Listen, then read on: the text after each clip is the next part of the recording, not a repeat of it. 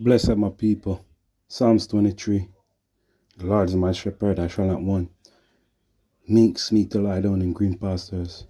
Lead me beside still waters. It restores my soul. Even though I walk through the valley of the shadow of death, I will fear no evil, because God is with me. Thy rod and thy staff may comfort me. Thou hast prepared a table before me in the presence of my enemies. Thou anointed my head with oil. My cup runneth over. Surely goodness and mercy shall follow me all the days of my life, and I will dwell in the house of the Lord God forever. Amen. So yeah, this is a little blessing on the people in my house going into the new year. Blessing on my family.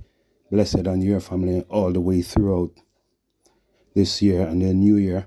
I hope that everybody give God praise and give God thanks who have had a year where there are not too much losses, but we have also to look forward to a new year, a new shift in the era and the time where we can take time to just look at the mountain, look at the tree, look at the birds, look at the bees, look at the fishes, look at the little creatures, and just give thanks for life. Yeah, all the time, because God is ready to be praised, even in the nighttime, even in the morning time, even at evening time. Bless us, bless our family, in the mighty name of God. Amen.